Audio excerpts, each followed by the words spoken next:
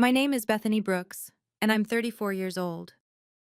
The moment my father called me just a babysitter in front of 300 medical professionals, I knew it was time to reveal the truth about who really held the power in that room. For years, I'd endured his dismissive comments about my little teaching job while he praised my brother's medical career. But standing in that ballroom, watching him bask in his 40 years of surgical excellence, I felt the weight of the Harper Foundation appointment letter in my purse. He had no idea that his disappointment daughter now controlled the fate of his hospital's biggest grant application. If you're watching this, please subscribe and let me know where you're watching from. Let me take you back 3 months to when this all began. 3 months before that humiliating night, we gathered for our monthly family dinner at my parents' colonial in Westchester. Dad carved the roast with surgical precision while outlining his upcoming celebration. 4 decades of saving lives, he announced, not looking up from the meat. The hospital's pulling out all stops. Black tie, the works. Michael, my older brother, raised his wine glass. You deserve it, Dad. How many triple bypasses now? 800?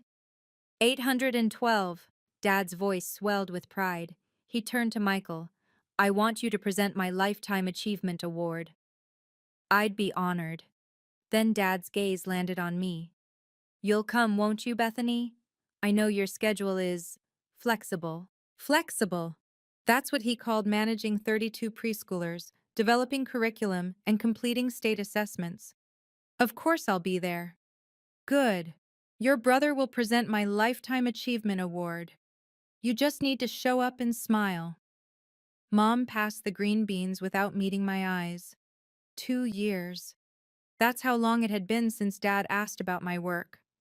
2 years since he'd acknowledged that I'd been promoted to lead teacher, that I'd implemented a revolutionary early learning program, that parents were driving across district lines to enroll their children in my class. My phone buzzed. An email notification from Harper Foundation. No phones at dinner, Dad said automatically. The same rule from when we were teenagers. Sorry.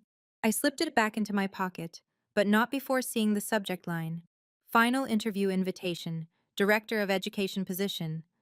Michael launched into a story about his latest diagnosis, a rare cardiac condition he'd caught. Dad hung on every word, occasionally interjecting with his own experiences. Mom nodded along, asking the right questions at the right moments. I pushed peas around my plate, thinking about that email. The Harper Foundation was the largest charitable organization in the state, managing over $200 million in assets. Their education director position had opened up after Dr. Patricia Henderson retired. My mentor, Dr. Patterson, had encouraged me to apply, though I hadn't told anyone in my family. Earth to Bethany, Michael said. Dad asked if you're bringing anyone to the gala. No, just me, Dad sighed. Maybe you'll meet someone there. Plenty of eligible doctors. Because apparently, my worth was measured not just by my career, but by whether I could snag a man with an MD after his name. As I helped Mom clear the dishes, my mind drifted to my college graduation 12 years ago. Dad had invited half his department to watch his children receive their degrees. Michael had graduated from pre-med the year before, already accepted to Johns Hopkins. Me? Early childhood education at Teachers College, Columbia. This is Bethany, he'd told Dr. Reeves, his colleague. She's going into teaching. Elementary level, well, actually younger, preschool. How nice, Dr. Reeves had replied, that polite smile people give when they don't know what else to say. Not much schooling required for that, is it? Not like medical school, Dad had laughed. I'd stood there in my cap and gown, master's degree in hand, while he reduced 4 years of intensive study to babysitting. He never mentioned my thesis on cognitive development in early childhood. Never mentioned my 4.0 GPA. Never mentioned that Columbia had offered me a position in their research department, which I'd turned down because I wanted to work directly with children. Bethany's always been good with kids, he'd continued. Patient. Not everyone's cut out for the hard sciences. Michael, only in his second year of medical school then, had gotten a full introduction. My son's at Johns Hopkins, top 10% of his class. He'll specialize in cardiology like his old man. The pattern never changed. Every family gathering, every introduction, every proud parent moment went to Michael. I was the afterthought, the also child, the one who works with children. "You're quiet tonight," Mom said, pulling me back to the present as we loaded the dishwasher. "Just thinking." "About what?" "About how Dad's never once asked to see my classroom. Michael's been practicing for 2 years, and Dad's visited his clinic 4 times." Mom's hands stilled on a plate. "Your father loves you." "I know he does, he just doesn't respect me." "Teaching shapes minds before they're corrupted by ego," I said, louder than intended. Dad's voice carried from the living room. "What was that?" "Nothing important," I called back. It never was. My phone buzzed again. The Harper Foundation, confirming my interview for Thursday at 2. The same day, Dad wanted me to help coordinate his gala preparations. I typed back, "I'll be there. Some opportunities come once. Respect should be constant. But if I couldn't have the latter, I'd damn sure take the former." Later that night, I sat in my apartment reading the Harper Foundation email for the 5th time. Director of Education, overseeing $50 million in educational initiatives, managing partnerships with schools across the state. The position would triple my salary, but more importantly, it would put me in rooms where decisions were made, where real change happened. If I stayed silent, stayed small, what would I lose? Not just this job, though that alone would be devastating. I'd lose the chance to revolutionize early childhood education across New York. The Foundation's new initiative aimed to bridge the gap between education and healthcare, creating comprehensive programs for at-risk youth. They needed someone who understood both systems, but the personal cost of silence cut deeper. Another year of family dinners where my work went unmentioned. Another year of being introduced as my daughter who works at a preschool, while Michael got my son, the doctor. Another year of swallowing my pride while Dad attributed my career choice to not being cut out for real academics. I pulled up the Foundation's website. Their healthcare grant section showed pending applications. My stomach dropped. Brooks Medical Center had submitted a proposal for $5 million to expand their cardiac unit. Dad's pet project. He'd mentioned it at dinner last month, confident they'd get approved. The pieces clicked together. If I got this position, I'd oversee the team evaluating that grant. Dad's hospital would need my approval, or at least my team's, for the biggest expansion in its history. I closed my laptop and walked to my bookshelf, running my fingers across the spines of childhood development texts, neurological studies, educational psychology journals. My master's thesis sat between them, bound in Columbia blue. The Critical Window, Neuroplasticity, and Intervention in Early Childhood Development. Published in 3 journals, cited by 15 other researchers. Dad had never asked to read it. My phone rang. Dr. Patterson, my mentor. "Bethany, I wanted to check in about Thursday. You're still coming?" "I am, though my father expects me to help with his gala preparations that day." "And you're choosing the interview instead?" "Some opportunities come once." "Indeed they do. Margaret Harper specifically asked about you. I may have mentioned your innovative curriculum design and your ability to bridge educational and healthcare initiatives." "Healthcare?" "The Foundation's new direction. They want someone who understands that health and education are inseparable, especially in early childhood. Your work with special needs students, your collaboration with pediatric therapists, it's exactly what they're looking for." After we hung up, I made my decision. I wouldn't tell my family about the interview. Not yet. Let them think I was just the daughter who colored with children. When the truth came out, if it came out, it would be on my terms, in my time. Some opportunities come once. Respect should be constant. But sometimes you have to command it. Are you enjoying this story?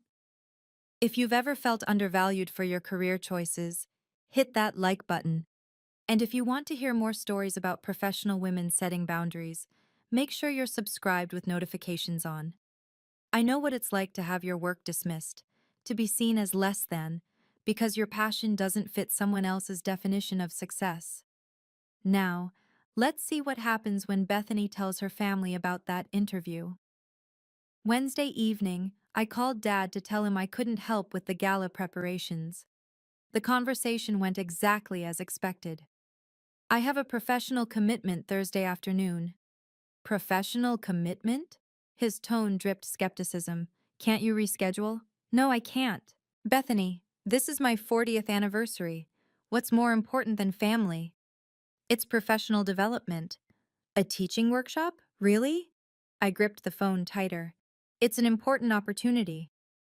More important than your father's once-in-a-lifetime celebration? Michael's voice came through. He must have been visiting. Come on, Beth. It's just one day. Would you skip rounds for party planning? I shot back. That's different. How? Dad took the phone back. Your brother saves lives. There's no comparison. My work matters. To whom? The words stung exactly as intended. I heard Mom in the background. Don't disappoint your father. I'll be at the gala itself. That should be enough. Dr. Patterson will be there, Dad said, his tone shifting to manipulation. I already told her you'd love to see her again. She's flying in specially. My stomach clenched. Of course he'd invited my mentor, the one person whose opinion of my work mattered. But Patricia Patterson was also the one who'd recommended me to Harper Foundation. She'd understand. I'm sure I'll see her at the gala. She mentioned wanting to discuss some opportunity with you. Thursday afternoon, actually, at the hotel while we're setting up. My blood ran cold. What? Yes, she said she had some meeting downtown but could stop by around 4. I told her you'd be there all day, helping with decorations. The lie was so smooth, so calculated. He was testing me, though he didn't know what stakes he was playing with. Patricia's meeting downtown was my interview. She'd be on the Harper Foundation board panel. I'll see her at the gala, I repeated. This attitude of yours? My attitude? You mean having my own life? I mean being selfish. This family has given you everything. Everything except respect. Silence. Then Dad's voice, colder now. If you can't prioritize family, perhaps you shouldn't come at all. Perhaps I shouldn't. I hung up. My hands shook as I set down the phone. He'd uninvite me completely before admitting that my time, my career, my life had value. The irony was perfect. He'd invited the very person who was about to change my life, thinking she'd guilt me into submission. Thursday would be interesting. While Dad arranged centerpieces and tested microphones, I'd be interviewing for a position that would flip our entire family dynamic. He thought Dr. Patterson would be his ally. He had no idea she was already mine. Thursday morning brought 3 missed calls from Dad and a text from Michael. He's really upset. Just apologize. I called back during my lunch break, knowing I had 2 hours before the interview. I'm not apologizing for having a career. Your career? Dad's voice was sharp. Bethany, let's be honest about what you do. Please, enlighten me. You finger paint. You sing songs. You wipe noses. I shape futures. Michael shapes futures. He saves them. When Michael's patients are children, who do you think taught them to communicate their symptoms? Who taught them the vocabulary to say, "My chest hurts," instead of just crying?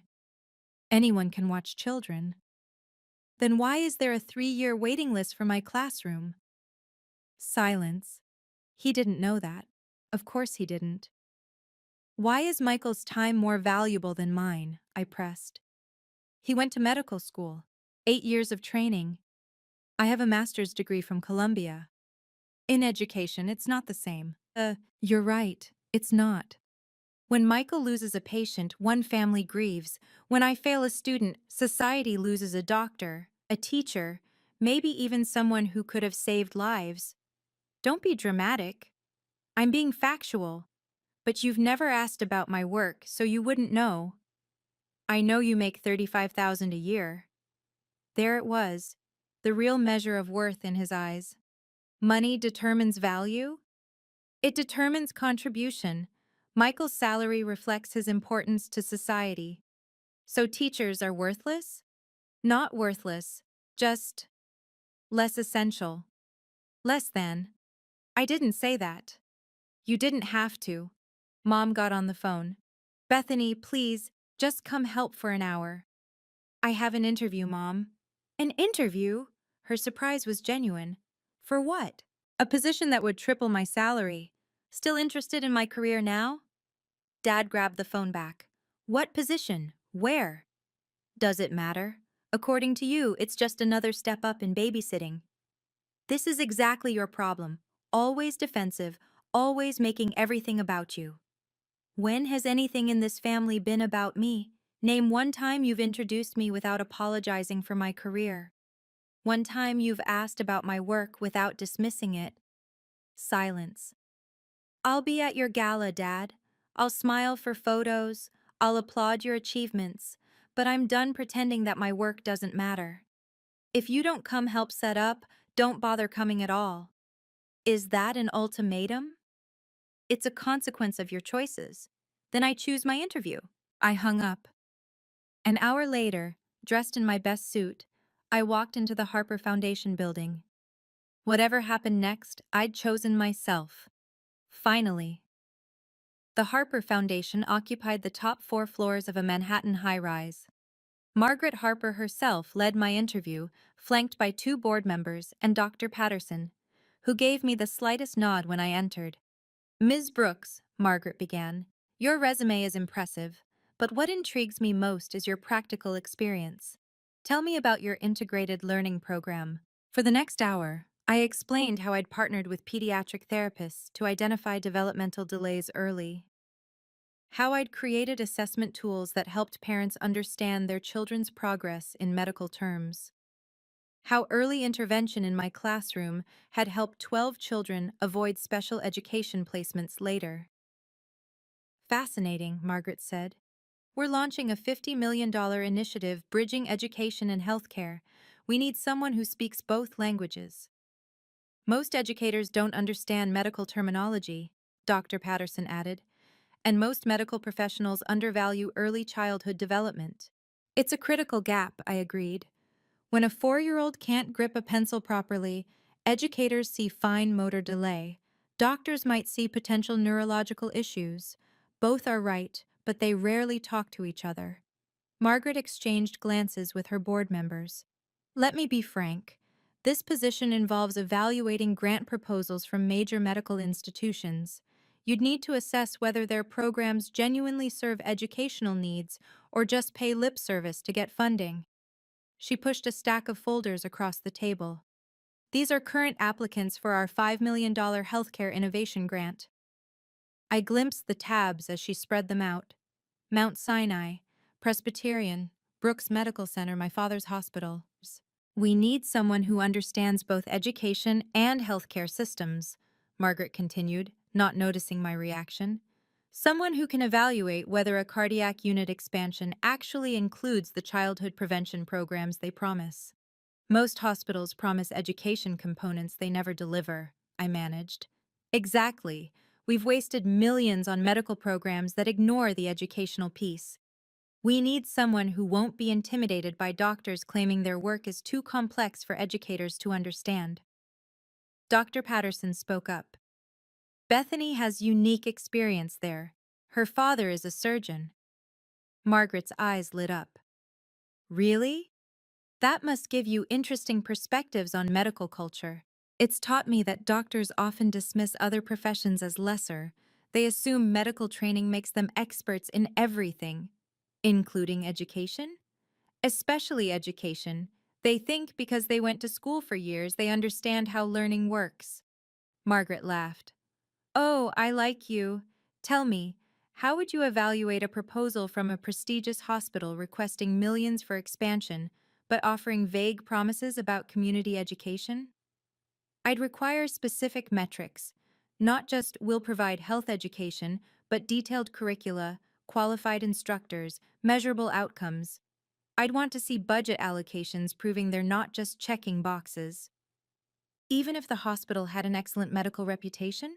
Especially then, Prestige in one area doesn't guarantee competence in another. Margaret closed the folder.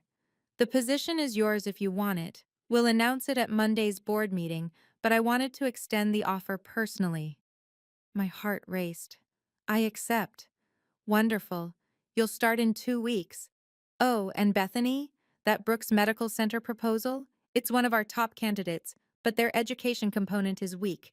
You'll need to evaluate it objectively. Of course. As I left, Dr. Patterson walked me to the elevator. You know your father's gala is tonight. I know. I'll be there. So will Margaret.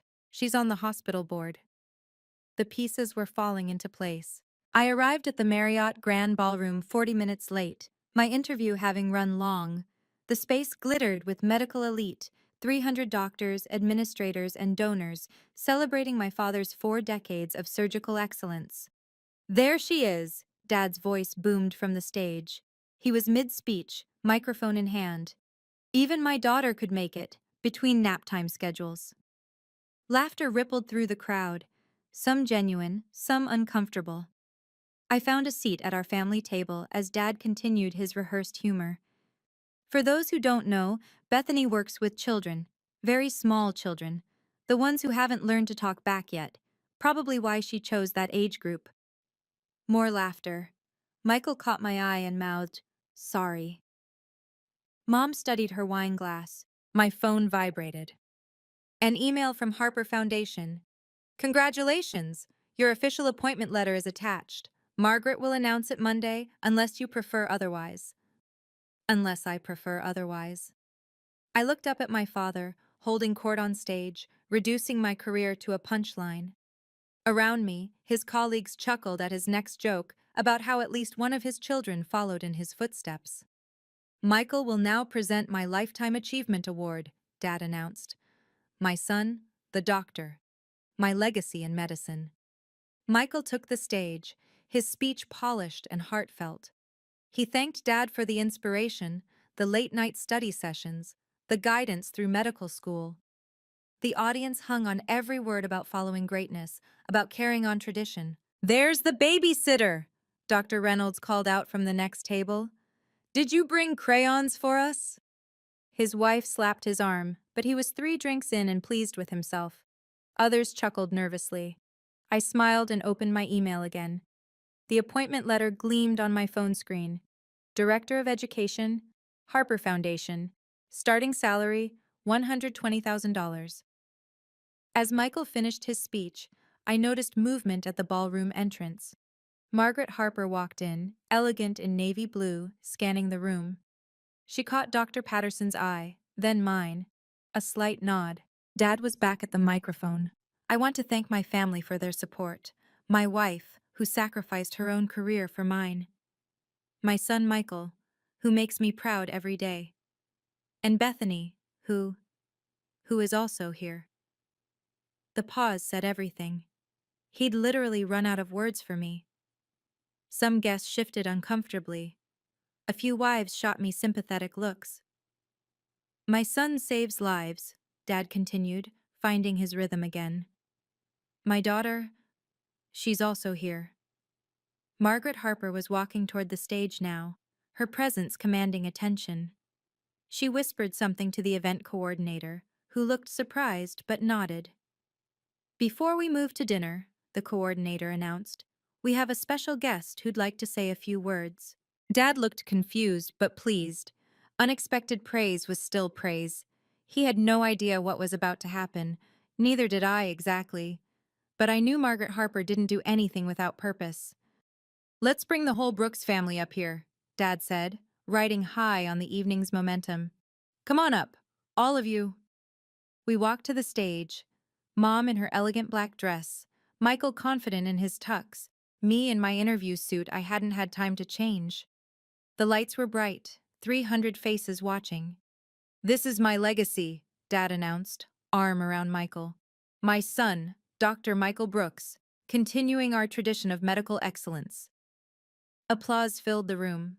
Michael smiled, comfortable in the spotlight he'd been groomed for since childhood. My wife Susan, who gave up her nursing career to raise our children. More applause. though some younger women in the audience exchanged glances. And Bethany. He paused, that same hesitation from before. Who works with young children? The pause stretched. Someone coughed. Dad scrambled to fill the silence. She's always been the creative one, more interested in finger painting than anatomy diagrams. Nervous chuckles. I stood there, spine straight, watching Margaret Harper position herself near the stage steps.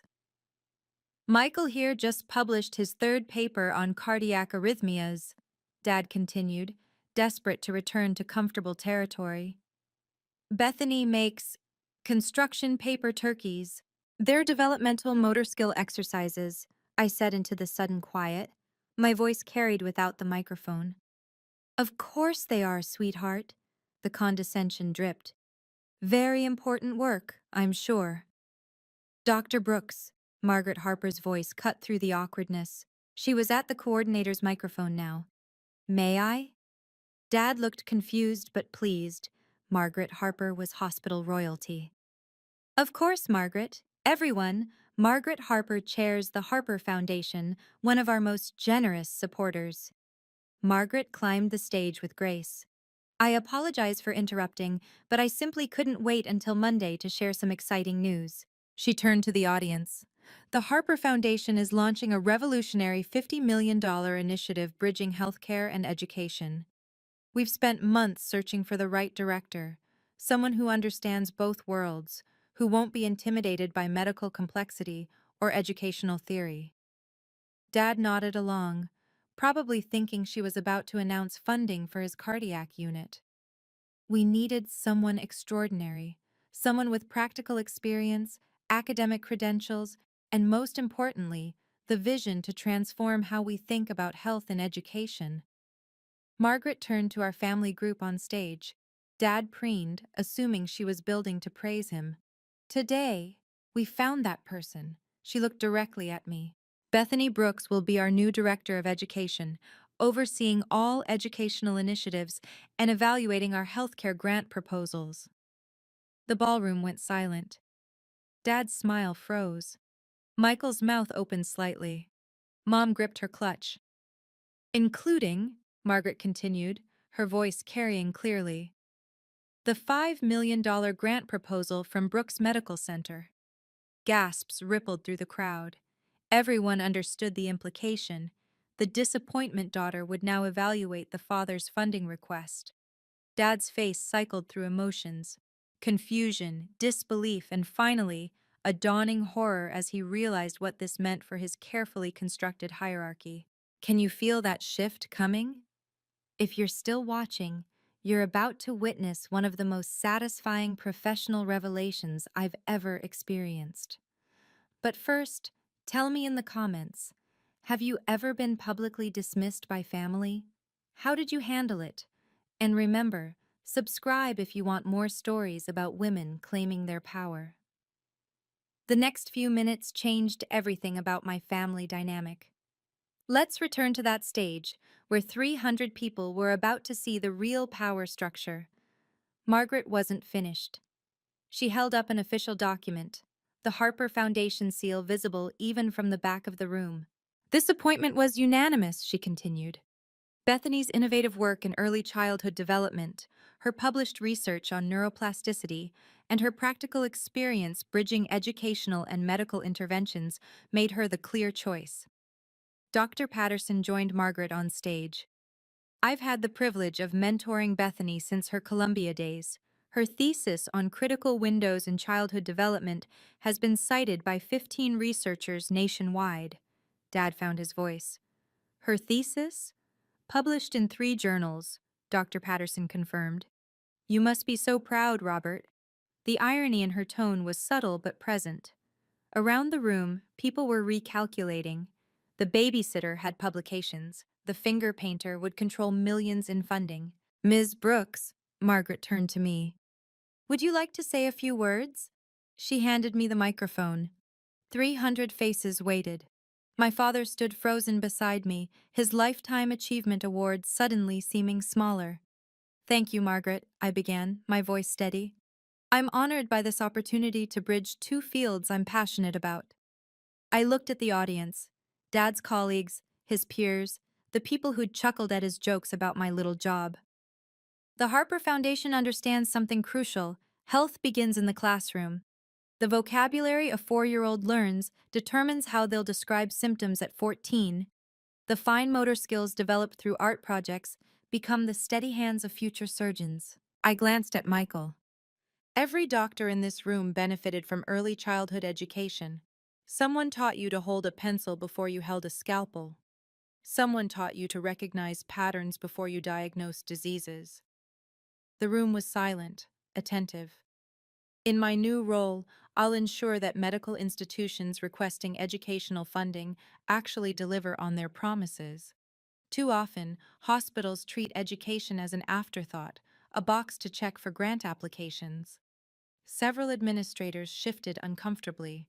They knew exactly what I meant.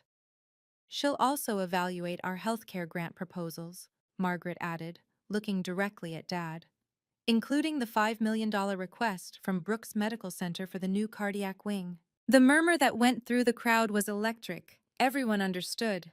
The daughter he'd just mocked would decide his legacy project's fate. But I'm sure there's no conflict of interest, Margaret continued smoothly. Bethany has already assured us she'll recuse herself from direct evaluation of family-affiliated proposals. Her team will handle those objectively. Dad tried to recover. I'm so proud of my daughter. The words sounded hollow after 20 minutes of public dismissal. This is quite a surprise, he managed. The appointment was finalized this afternoon, Margaret said. Though I understand Bethany had a scheduling conflict with your gala preparations. Good thing she chose the interview. The pointed comment landed.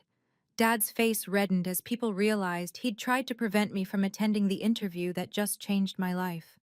Margaret continued her revelation with surgical precision. The Foundation's new initiative requires someone who won't be intimidated by medical jargon or institutional prestige. Bethany demonstrated exactly that quality during her interview today. She turned to the audience. When asked how she'd evaluate a prestigious hospital's proposal with weak educational components, she said, and I quote, "Prestige in one area doesn't guarantee competence in another." Nervous laughter rippled through the crowd. Every doctor there knew their proposals would now face scrutiny from someone they'd dismissed as just a teacher. The Brooks Medical Center proposal, Margaret continued, requests $5 million for cardiac unit expansion with promises of community health education. That educational component will now need to meet Bethany's standards. Dr. Reynolds, who'd made the crayon joke, was doing mental math. His department was part of that proposal. Bethany's team will evaluate whether hospitals actually deliver educational outcomes or merely pay lip service for funding, Margaret explained. No more vague promises.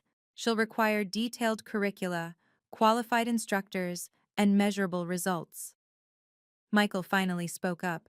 Beth, this is incredible. Congratulations. His sincerity seemed genuine, cutting through Dad's frozen silence. We should celebrate, Mom said, finding her voice. This is wonderful news. But Dad couldn't let it go. You kept this from us? You never asked about my work, Dad. I would have what? Taken it seriously? You've had 34 years. Margaret intervened smoothly. Dr. Brooks, you should be proud. Not many children of prominent physicians forge their own paths so successfully. The subtext was clear. She succeeded despite you, not because of you. Several doctors approached me with sudden interest. Dr. Martinez from Pediatrics. We should discuss our early intervention program. Dr. Liu from Neurology. Your thesis sounds fascinating. Could I read it? The same people who'd ignored me at every hospital function now saw me as someone worth knowing. Bethany's expertise in early childhood development is exactly what healthcare needs, Margaret announced. Too many medical professionals undervalue educational interventions. That changes now. She handed me the appointment letter. Your first board meeting is Monday. We'll discuss the pending proposals, including Brooks Medical. Dad finally attempted damage control. We're all very proud. My daughter, the education director. But it was too late. Everyone had witnessed the transformation, from finger painter to power broker in 10 minutes. I should mention, Margaret added, Bethany's starting salary is $120,000. The foundation values education expertise appropriately. The number hung in the air. Dad had mocked my $35,000 salary an hour ago. Now I earned more than Michael. There's one more thing, Margaret said. Bethany insisted on no special treatment for family-affiliated proposals. She'll recuse herself, but her team's standards remain. Brooks Medical should prepare accordingly. The message was clear. Nepotism wouldn't save Dad's project. It would succeed or fail on merit, evaluated by standards set by the daughter he'd dismissed. Margaret handed me the microphone for a final statement. The room waited, 300 people who'd just witnessed my father's hierarchy crumble. I could have destroyed him then. Could have listed every dismissive comment, every public humiliation, every time he'd chosen Michael over me. Instead, I took a breath and chose professionalism. Thank you, Margaret, and thank you to the Harper Foundation Board for this opportunity. I looked at the audience, doctors, administrators, medical professionals who'd spent the evening laughing at jokes about my little job. Early childhood education shapes the foundation of everything that follows. The children I teach today will become the doctors, researchers, and educators of tomorrow. Every profession that shapes lives deserves respect. I paused, letting that sink in.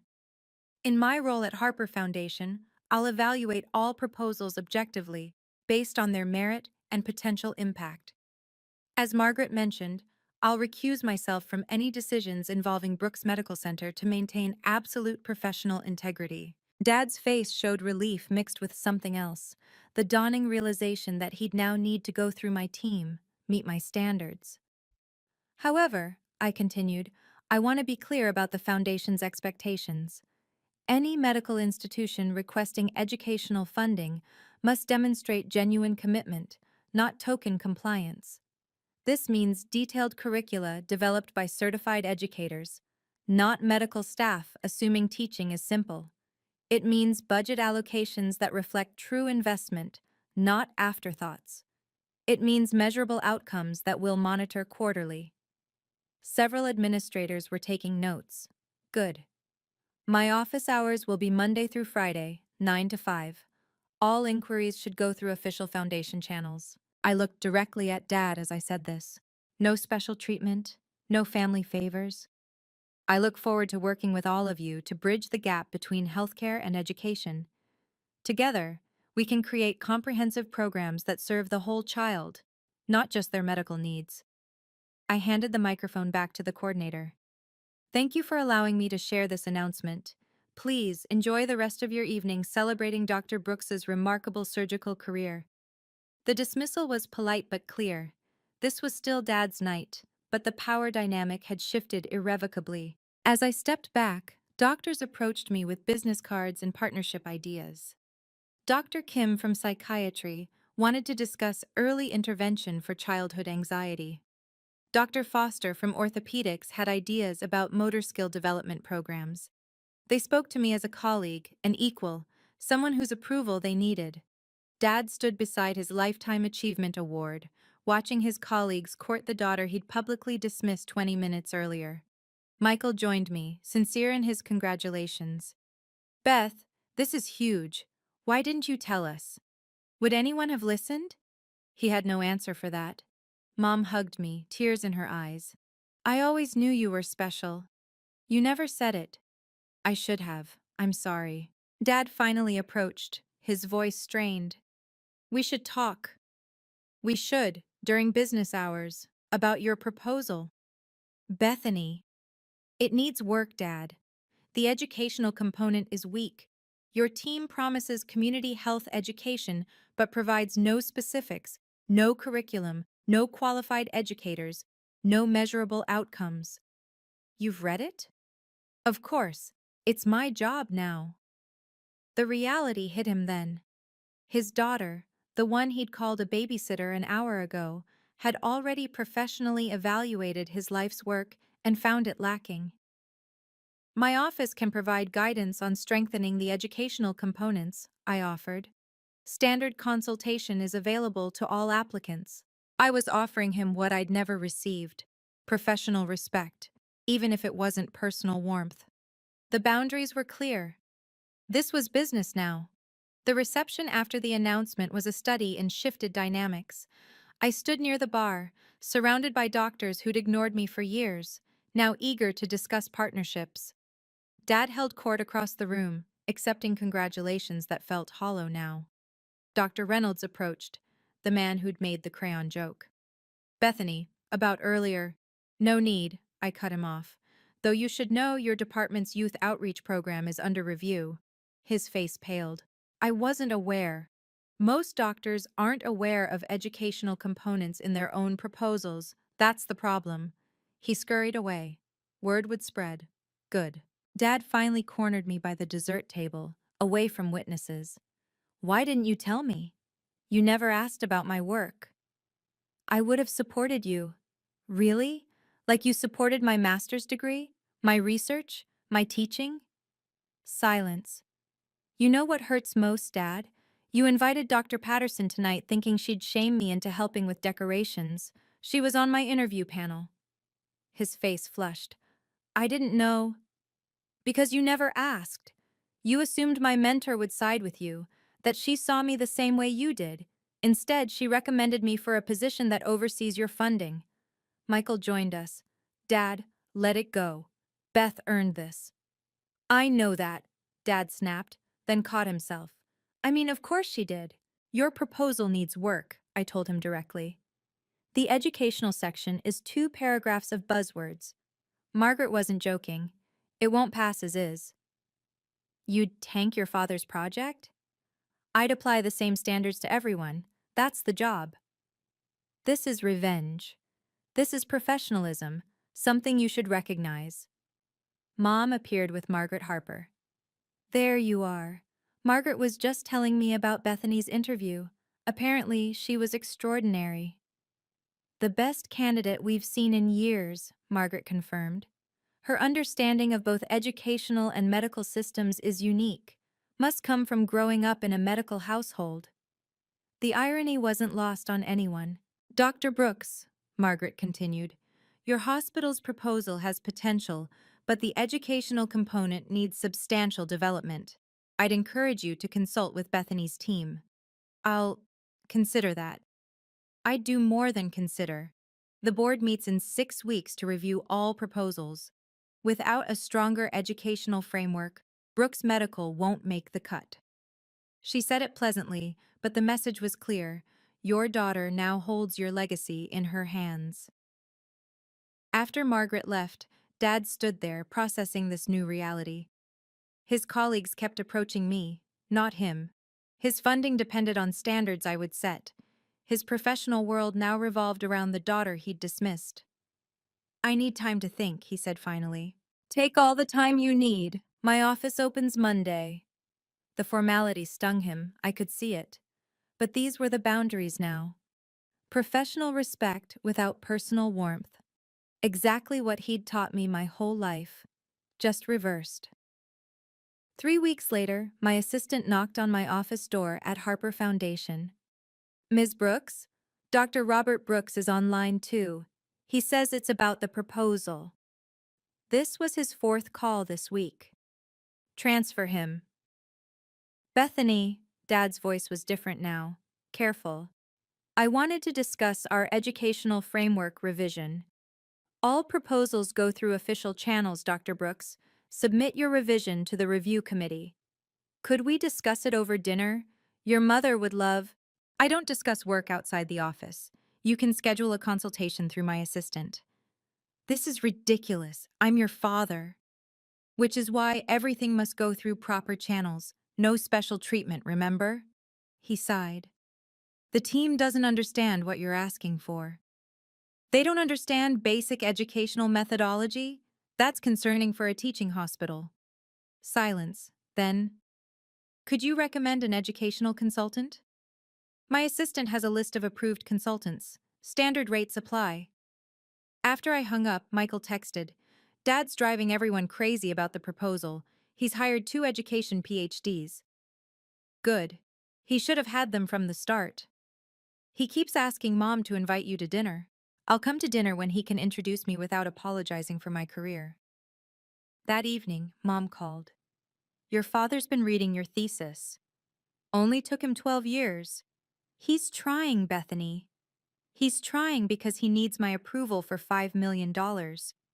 That's unfair. Is it? He discovered respect for education the moment it affected his funding. That's not growth, Mom. It's pragmatism. What do you want from him? Nothing. I wanted a father who valued my choices. That ship sailed. Now I want professional courtesy, which I'm getting. A month later, Brooks Medical submitted their revised proposal. It was excellent. Detailed curriculum, certified educators, measurable outcomes, appropriate funding allocation, everything I'd required. The review committee approved it for $3 million, not 5. The reduction wasn't my decision, I'd recused myself. But my team applied the standards I'd set. They funded only what had clear educational impact. Dad called immediately. $3 million? The committee's decision was final. But you could... I recused myself, as promised. This is about punishment. This is about standards. Your proposal was approved, just not at the full amount. Many institutions received nothing. He was quiet. Then, the educational program you required, it's actually innovative. Pediatrics is excited about it. Good. That's the point. I've been talking to other departments about integrating education into their proposals. Also good. You've changed how the entire hospital thinks about these grants. That's my job. Another pause. I'm proud of you.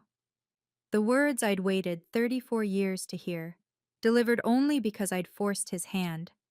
They should have meant everything. Instead, they felt hollow. Thank you, I said professionally. Is there anything else?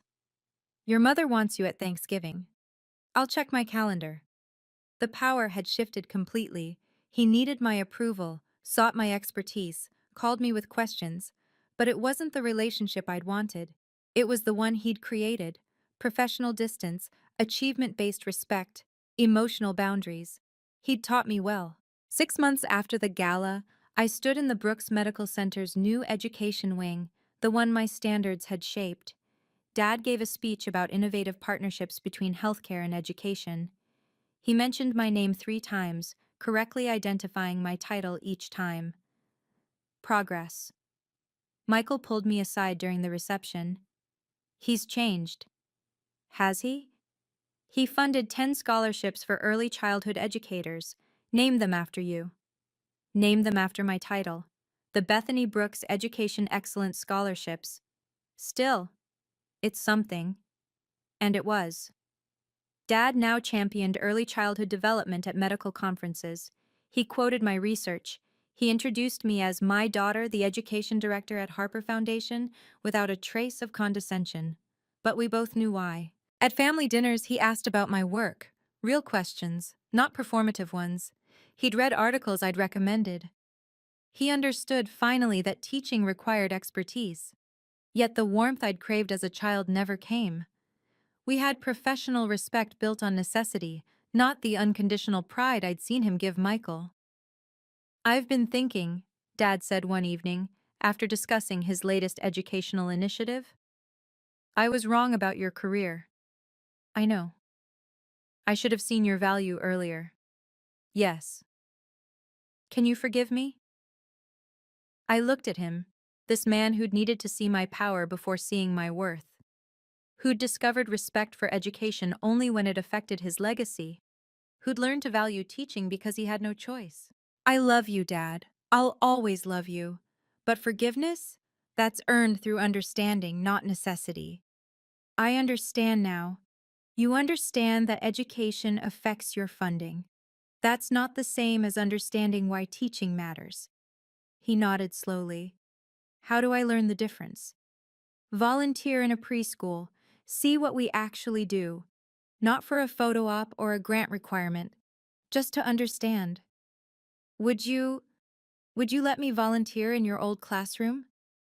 It was the first genuine interest he'd shown in my work without external motivation. I'll ask Ms. Martinez. She took over my class. 3 weeks later, I watched my father, the renowned surgeon, sit on a tiny chair, helping 4-year-olds with pattern blocks. He was terrible at it. His hands, so skilled with scalpels, fumbled with child-safe scissors. He spoke in medical terms the children didn't understand, but he showed up, every Tuesday, without photographers or press releases. It's harder than surgery, he admitted after his 5th session. Different skills. I see why you loved it. Maybe that was enough. Not the validation I'd wanted as a child, but the understanding I demanded as an adult. I still maintained professional boundaries, still required his proposals to meet standards, still refused special treatment. But on Tuesdays, I'd stop by the preschool and watch him learn what I'd always known: that shaping minds was just as vital as saving lives. He still didn't fully understand teaching, but he respected power. And sometimes, that's all you can ask from someone who only learned to see value through achievement. What boundaries do you need to set with family who don't value your choices? Thank you for watching Bethany's story. If this resonated with you, please like and subscribe for more stories about professional women setting boundaries with grace and power. Share in the comments. Have you ever had to prove your worth to family who didn't understand your career choice? Remember, every profession that's done with excellence deserves respect. You shouldn't have to wait for a power shift to receive it. Check out my next video about a nurse who exposed her hospital's discrimination at their own board meeting. Until next time, keep setting those boundaries. See you there.